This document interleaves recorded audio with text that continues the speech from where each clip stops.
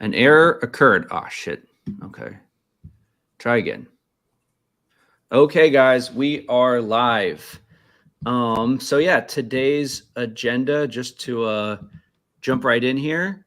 Everybody was at GDC last week, right? So we're gonna chat about GDC a little bit. Dan's got some new art to share. We got a new release coming out later today, so Nico's just gonna mention that a little bit, and then we're gonna play through one of our new scenarios. And I think I have another little surprise in here. Anyways, I had some I used this new tool to generate AI music, which I think it's kind of a silly thing, but I did think it would be funny to have Insight World's music generated by AI, but I sadly didn't get that ready. So we'll do that later maybe. So yeah, let's jump in. Who wants to go first and share your impressions of GDC? Dan, why don't you go first? Oh, you go. Go. Go, Dan. Go, Dan. Okay, sure. I'll go. Yeah, I mean, GDC always has held a special place in my heart. A lot of good friends, congregate there every year.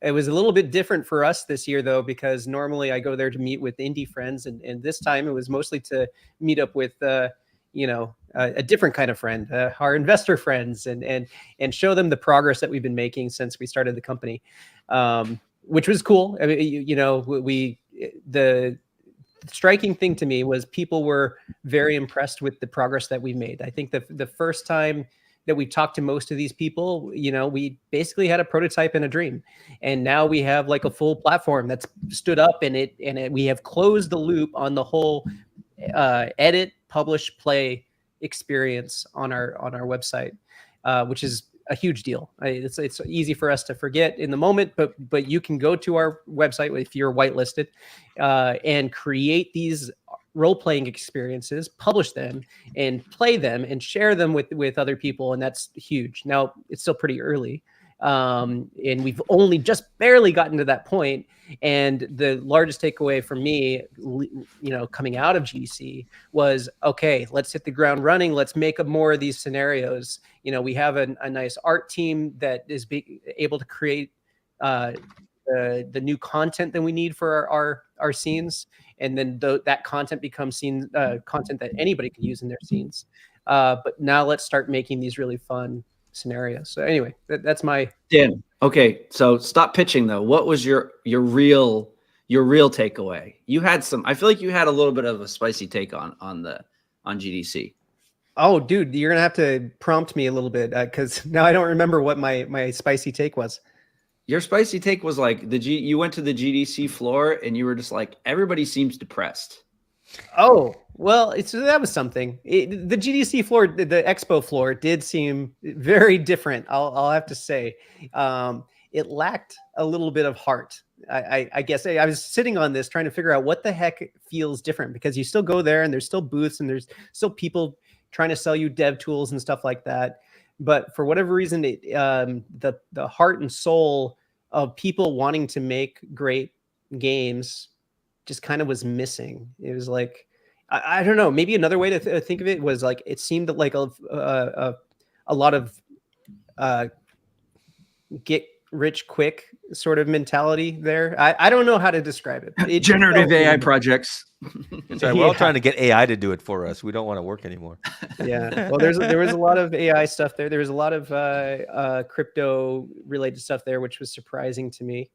But I mean, we can't judge too much. We are using AI in our stuff too, but I like to think that we're using it in a way that's much more appropriate and much more useful for the goals of what we're trying to build. We're giving a user a better brush. It's an AI brush. It's still preserving the human creativity. It's a new brush you didn't have before. Yeah, it's preserving the creativity is important. And sorry, can I just jump into my GDC hot take, because it's kind of dovetails into Dan's, which was like, I went to all these after hour events, and anyways, here's a good example. I was at Mark Pincus's house playing poker, and nobody's showing their game. And I'm like, screw it, I'm gonna whip out my game.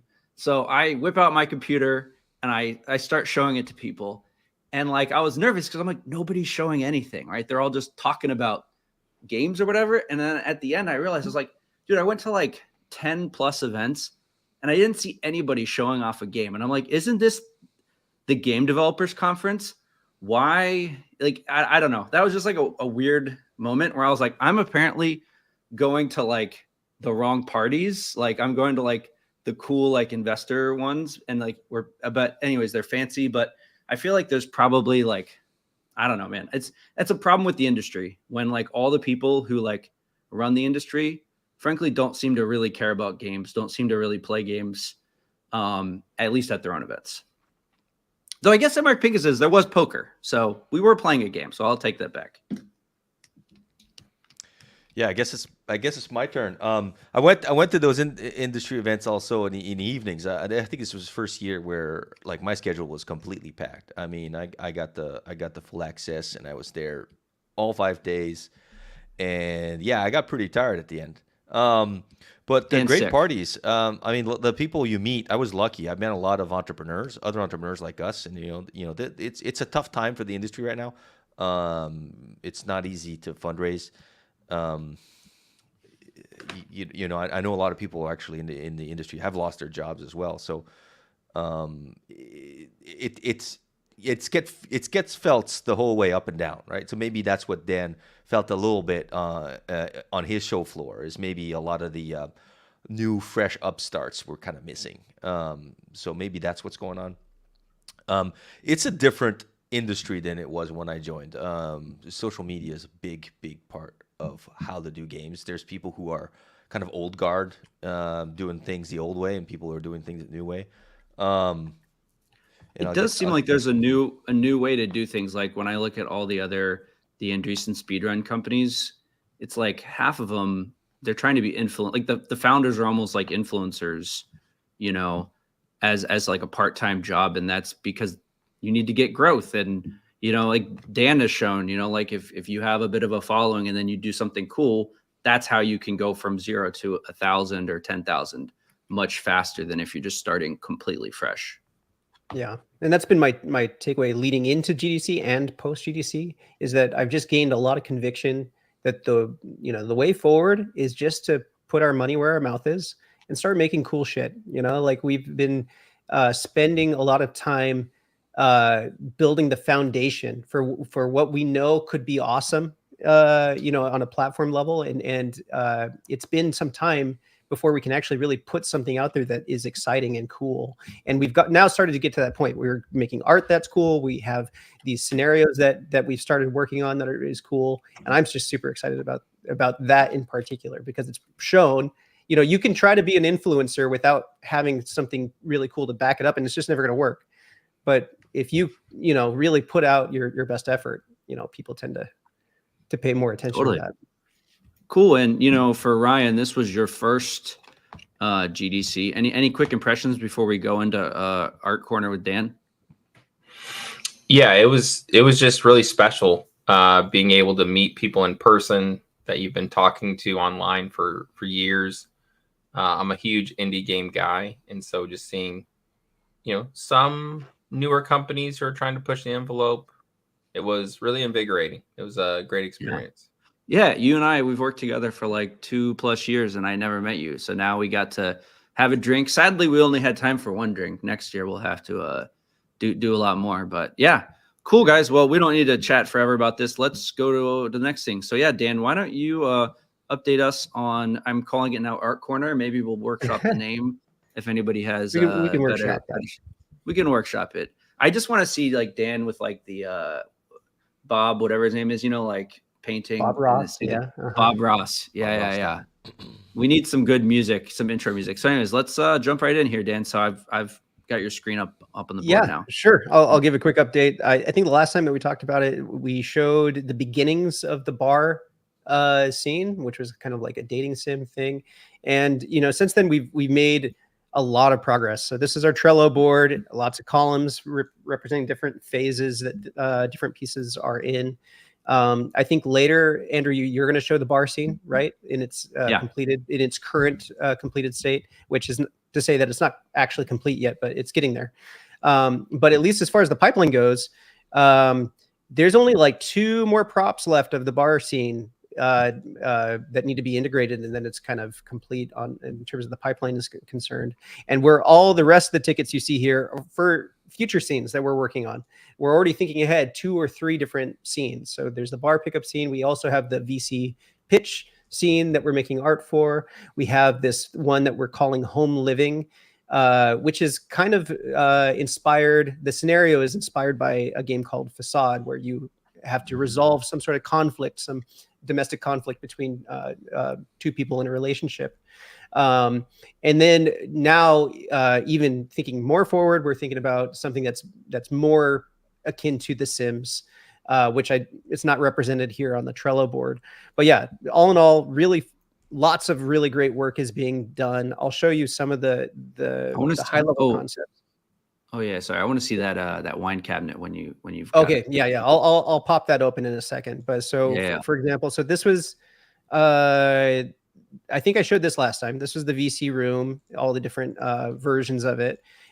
This is the home living scenario. This idea that it's like this high-end loft or something in which some sort of relationship drama is taking place. Can I just, so for anybody who's not familiar, Facade's a great game. We think that sort of style is going to be really interesting. And so in Facade, you have 2 characters. You walk into their house and they're in the middle of a fight and they try to like hide it. But then you walk over to things and they walk over to you and they talk about it and they kind of bicker amongst each other. And you have to like either save or destroy their marriage. And, that was done a long time ago with like very, very simple tooling. And like, we are very excited about how do we take this to the next level in a much more believable and realistic sort of game. So that's like this concept. I'm really excited about building this. Yeah, 100%. And by the way, one of our artists, Stefano, is responsible for a lot of these early concepts that you're about to see. He's been phenomenal. And we're trying to make these things, again, I've mentioned this last time, but the trick is we are designing this specific scenarios because we want to make something that is inspiring and cool and people want to play. But at the same time, we have this other requirement that every piece of like every prop, every piece of furniture or whatever also needs to work in other people's scenarios, because that's ultimately what we're building. We're building a platform where anybody can create scenarios just like this. So a lot of the work that you see on the Trello board is different rotations for the props and stuff like that, and animations for the props for different interactions. And I can show you some of that. So that's that scene. We're also extending the VC room. So that was the VC pitch scene, which is just a singular office. And now we're making additional rooms for an office setting. If I can pop this open. It just says VC. It just says VC Incorporated. Yeah. But the idea is that's like a great name for a VC firm. Just call it I'm a VC. I love it. So you can like really people know. I love this. Absolutely. So yeah, we're going to do a full set of art assets for scenarios that take place in any kind of office. So this is the open floor, and we also have a conference room in development. And then it would be great to do the office, like get like Dwight, and those people, and like put them in and just like screw with them. There's 100%. There's gold in that. There's definitely gold in that. Maybe we should get an IP deal with the office. No. Let's just let our creators build it, and then they can send us a takedown if they don't like it. Oh yeah, let's look at the wine cabinet. Yeah, let's look at a couple of these. So some of these, one of the things that's important to me is that they're not just like static props. Obviously, they're props that should have some amount of joy. Everything that we put in our worlds, they should be interactable in some way, so that they can help tell a story in your world. So like, there's been a few fun ones that we've been working on. So like this arcade cabinet, and we put together these fun animations for when a player goes up and starts messing with it, and we put together this kind of like beat 'em up sort of arcade style game.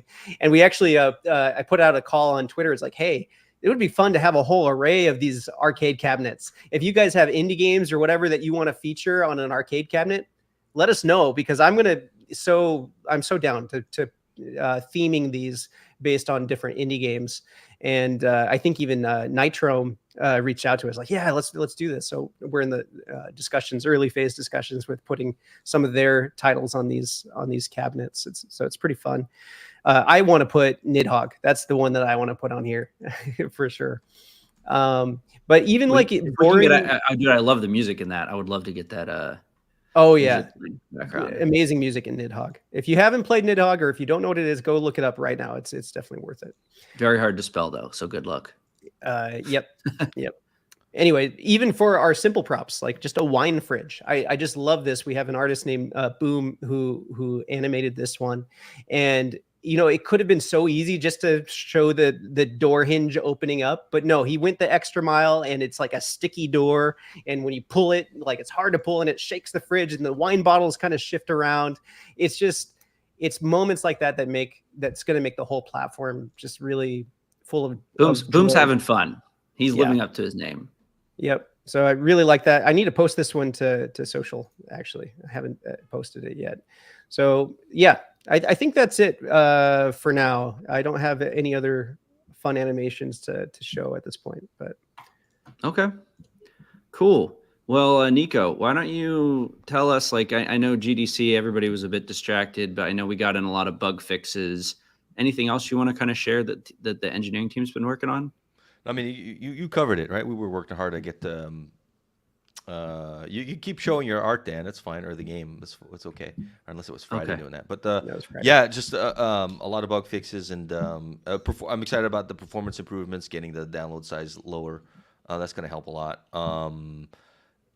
The only other thing that's on my mind is figuring out the way we want to do scripting, visual scripting or otherwise. If you guys have any preferences, I mean, we're looking at Scratch versus more like a node-based editor, like Unreal's blueprints.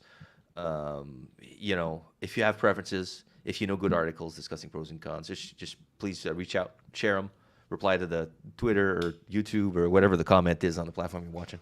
That's it for me. Okay, yeah, and the bundle size. I mean, how much did it decrease by? It's like 1 million. It was humongous. It got down to 20 megabytes, which is good enough for now. Yeah, some nice. This is huge, by the way.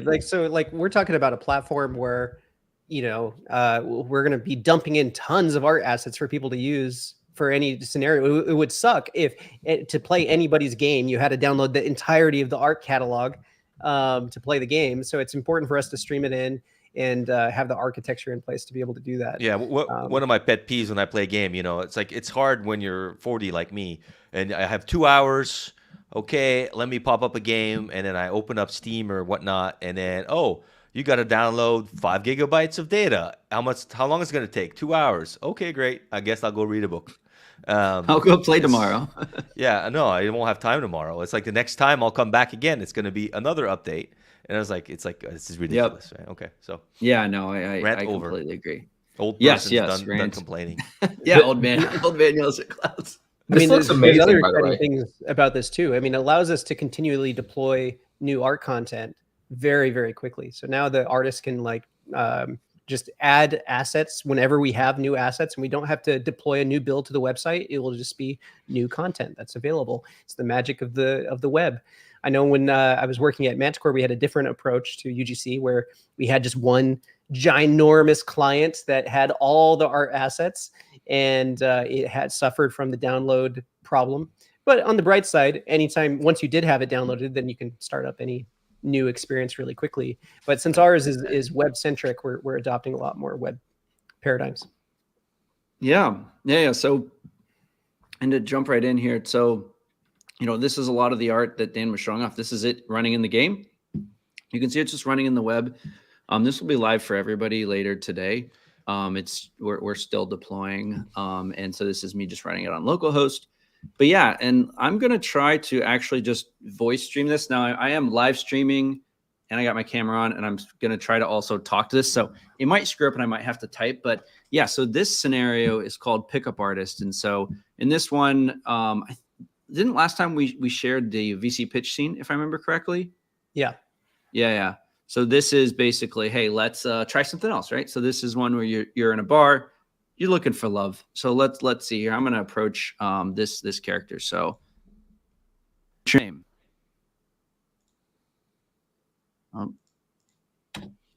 What's your name? Oh, now I'm having. Sorry, guys. I don't know. We'll see if. Oh. Let me go back here. So, hey, what's your name? Hey, what's your name? Okay. I don't think my. Yeah, we're not. Are you guys able to hear that thing? You're We're not not hearing that. hearing the Okay. audio. I think I'm gonna have to type because I'm streaming and talking. It's like my microphone keeps making weird noises. So okay, so her name's Jessica. Glad to meet you. Cool. My name. I'm not gonna go my name because I before I said my name's Red Hat Boy, and then she kept calling me Red Hat Boy, and it was like super annoying. So I'm gonna mute this. So who wants to do the voiceover? Dan, Ryan? I don't know. Can I set some Anyone? context Okay. though for what this? Yeah, set some context. I always like setting a little bit of context. So what's cool about this scene to me? It's like obviously the goal of the scene is to pick up somebody at the bar, convince them to go on a date with you, right? But each of these characters, like, and this is why it's so fun for people to be able to remix these things. Each of these characters are completely different people, and you get to define, like us as creators, we've defined each of the characters to have completely different personalities, completely different likes and dislikes, completely different quirks. They speak differently, and then we're letting the language model determine like when you've successfully been able to appeal to each of these people. So it's something that's really remixable because anybody could just change the characters to be, you know, somebody they know in their lives or something like that. And the fun of the game is being able to discover what each of these characters finds appealing and see if they can match with you. So anyway, that's why I like it. I don't know. I don't want to do the voices. I think you're doing great. Okay. Yeah. No, it's because I don't think the voice If is you need coming through. if you need a co-pilot, I can be your co-pilot. Just let me know. This is gonna be really weird, actually. I'm just gonna do it myself. Like, I don't want to pick up your best Ryan. girl voice, and then Yeah. I don't want to be talking to Ryan and then him being like, "Oh, baby, like, sure, let's do it." So, yeah. So, you know, this character, you know, she's a little, you know, whatever. She's kind of the what do you call it? Like the prototypical person. So, cheerleader. Sorority sister then becomes a pharma salesperson. So can you tell me your deepest, or can you tell me a secret? Tell me a secret about yourself. So yeah, and again, like your icebreaker yeah, your icebreaker, man. That's- I mean, you have like low game. It's too low quick, game. man. Too quick. Too quick. Too quick. I don't know, man. I'm streaming. I'm talking. I'm trying to like find love in a, you know, with AI here. I don't know, man. So, well, okay. I guess that I always act super happy, but deep down, I can feel pretty lonely sometimes. I really crave approval from everyone. She just really told me. I mean, that's literally the backstory. She just told it to me. So, okay. So you're an open book. I don't know, man. What should I say here? So, but don't worry. I feel kind of the same. We are cut from the same cloth. Eh? Okay. And I got people here, you know, comment. I've been out of the game for a long time, guys. So I don't know this whole thing. Oh, well, I'm glad to meet someone who gets it. Sisterhood and shared feelings. Totally. She just sister zoned you. Yeah. Oh man. I know this is no, now I'm a kindred spirit. This is gonna end with a handshake and a pat on the back. Well, let's find out. Okay, so hey, I think we really have a connection here. Could we meet up sometime to chat more? Let's see if she even thinks I'm asking out on a date. So we're gonna find out here. Fingers crossed. Oh, I totally love that. More chats, more bonding, right? Hey, I feel like so it's a date. Okay, so I wonder if it actually didn't understand that I was asking for date. Oh, I see where you're going. So yes, let's call it a date, honey. Okay, so I did win that. Now, interestingly, Nico, it didn't. There was no narrator line. So let's debug this live. I don't think it worked exactly. Did you have all your recent changes on there? Yeah. So you see here. So this now you guys get to see how this works, right? And we were debugging this earlier, trying to. She was rejecting me all the time, so I had to push it in favor of her not always rejecting me. But you can see here: is the player asking the character on a date? Given the backstory of Jessica and the conversation up until this point, has the player convinced the listener that they should be involved with them romantically? Yeah. So I don't know. I mean, what do you think here? I think it didn't trigger the gate. So that's something we'll need to take a Really? look at. Yep. Okay. Well, I'm gonna still say I passed it, but it should have. But in I said, "Will you theory- go on a date with me?" I said, "Will you go on a date with me?"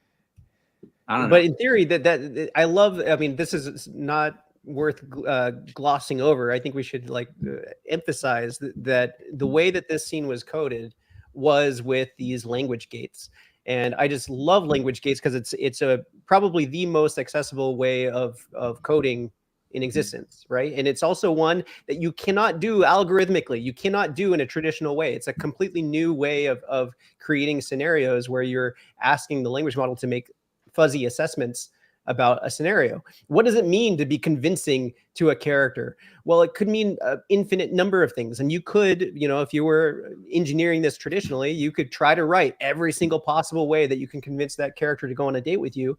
Or we could describe a backstory for a character and say her likes and dislikes and all this great stuff, and then let the language model make the emergence happen in the scenario. And so even though we're still dealing with some bugs here, obviously it's a very early look at what we're building.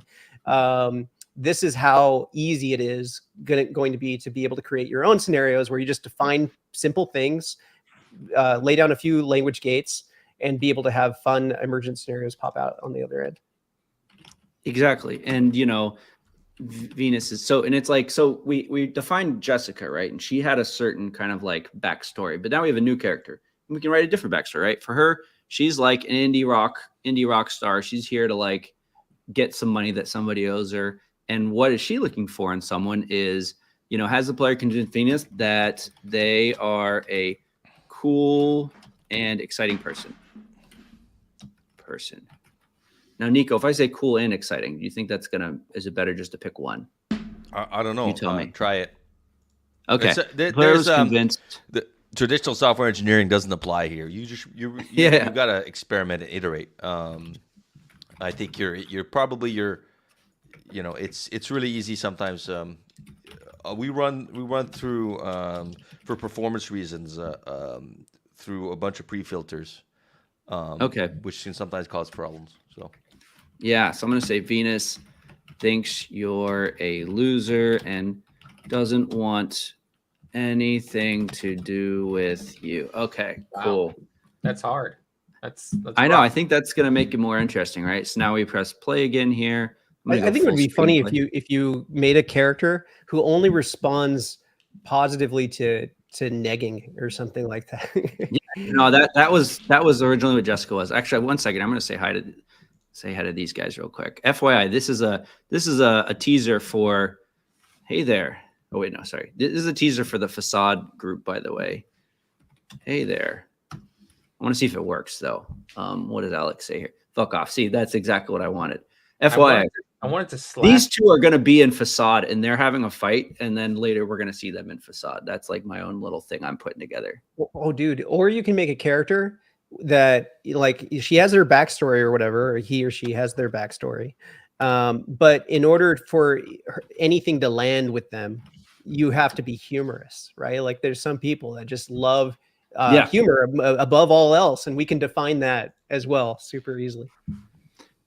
So I'm going to Venus here. So looking to drown my sorrows and drink because the damn boss stiffed me on my pay. You wouldn't happen to have a spare coin for a drink? I totally do. Tell me more about this damn boss of yours. Oops. Yeah. Sorry, Ryan. You were saying something. I interrupted you.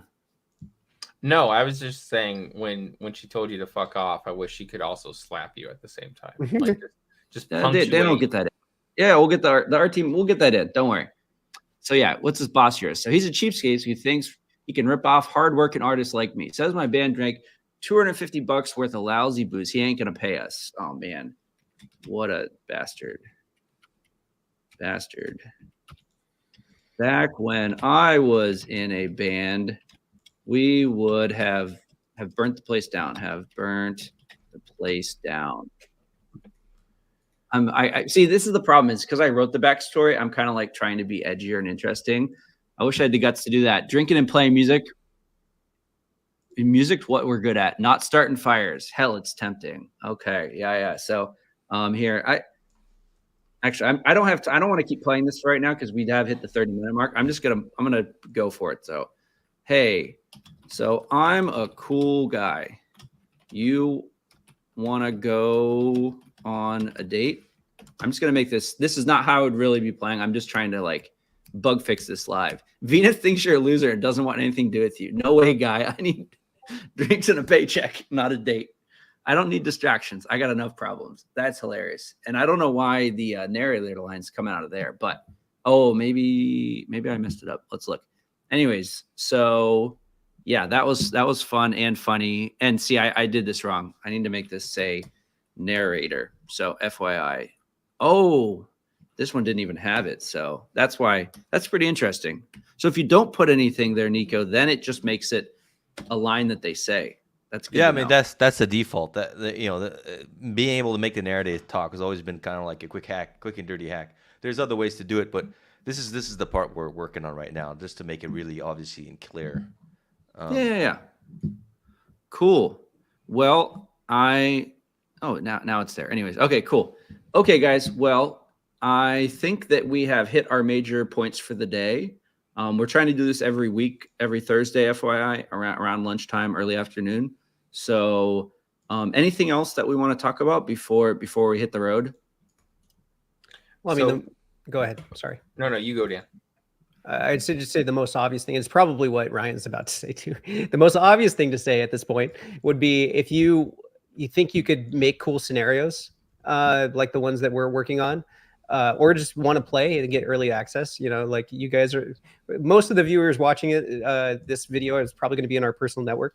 Go ahead and sign up, and we can get you access. And we'd love to see what your thoughts are. And then also, I'd love to see what kind of stuff you guys can create. No, exactly. And FYI, if you need to find us, right here at the bottom, insightworlds.com, you can go to the email, whatever, or put in your email. And then after you sign up, there is a join our Discord button. So click the Discord button, and then you're in the Discord. Hey, and we've got some early access. Like I said, this is closed alpha, but for the people who are really interested, we're happy to chat with you and try to get some more people access to start building and trying stuff. And yeah, cool, guys. Well, great week. See everybody next week. Bye-bye. Bye.